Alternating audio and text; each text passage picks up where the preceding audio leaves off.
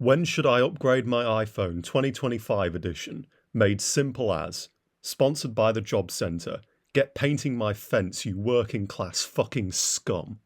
Many people these days, especially those who aren't technically literate, uh, don't seem to know what iPhone they should get. And they don't seem to know whether they should keep their current iPhone or upgrade to one of the new ones. And the reason why is because ever since around about the iPhone 12 or the iPhone 11, all the iPhones have been almost the same. So it's no longer about upgrading for new features. It's now just about upgrading whenever your old one kicks the bucket and you need a new one. But when has your iPhone kicked the bucket and how will you know? Well, I have devised a very simple chart to tell you what you should do depending on what iPhone you currently have. And it really is this simple. If your iPhone on this chart has a tick, you should upgrade to the iPhone 15 or the iPhone 15 Plus. Don't upgrade to the iPhone 16s this year, any of the iPhone 16s, because they're all riddled with Apple intelligence. And what that means is that it's going to stalk you and monitor you and check everything you're doing and report it all back to ET Phone Home. So don't play with the devil. Don't do any of that crap. Just leave those iPhones alone. You can get an iPhone 15 or 15 Plus from CEX, nice and solid. Try and get one that hasn't got dents on it from Fanny Margaret, who's shoved it up her fanny 5 times a week, and now it's got her cum stains all over it. Try and avoid those ones and get one that looks pretty clean, nice A grade, B grade condition, not too many scratches, simple as. The battery ones, now many of you out there who aren't technically literate might not know this, but you can actually upgrade your iPhone battery. And upgrading your battery doesn't typically compromise the waterproofing on the iPhone models with waterproofing anyway. It can weaken the waterproofing, but it shouldn't be a major problem. So if your iPhone has one of these battery symbols on it, on my chart, that means that if your iPhone is not holding a charge for the whole day, like if you plug it in at night, take it off charge in the morning, and then you find halfway through the day that it needs charging up, you should probably get a battery replacement on that thing.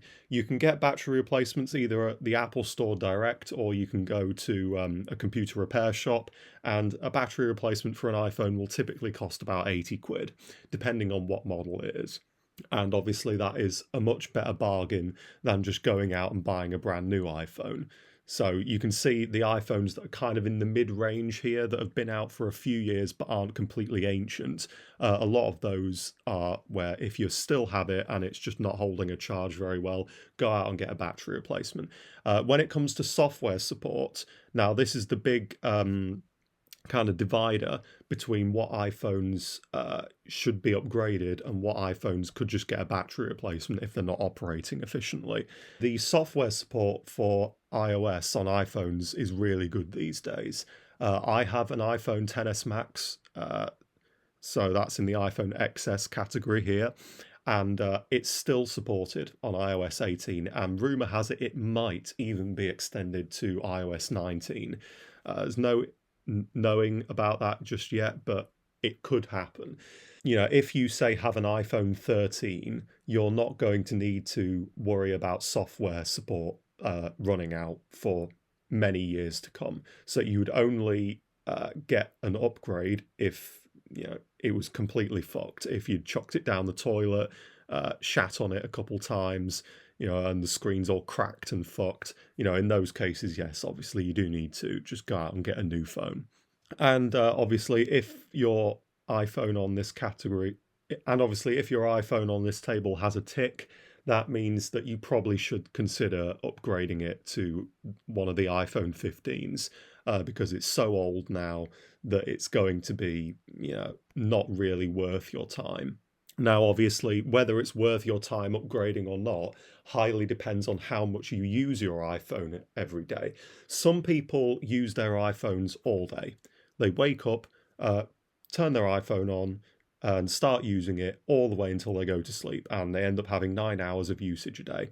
And for those people, they kind of need a more up-to-date iPhone so that it can handle the intense load that those people are putting onto their iPhones. However, if you just use your iPhone as a phone and you maybe like check emails on it, or maybe like watch half an hour of YouTube on it a day and don't do much more than that, so you're in like the 2 or less hours a day category, or maybe even 4 hours a day, then you can have a much older iPhone and it will be absolutely fine.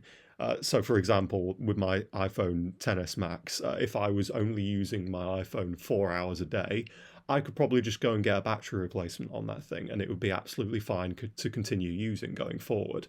However, I use my iPhone sometimes about 8 hours a day, so it's probably not a good idea for me to have kept using that as a daily driver. It was a good idea for me to upgrade to the iPhone 15 when I did with that one.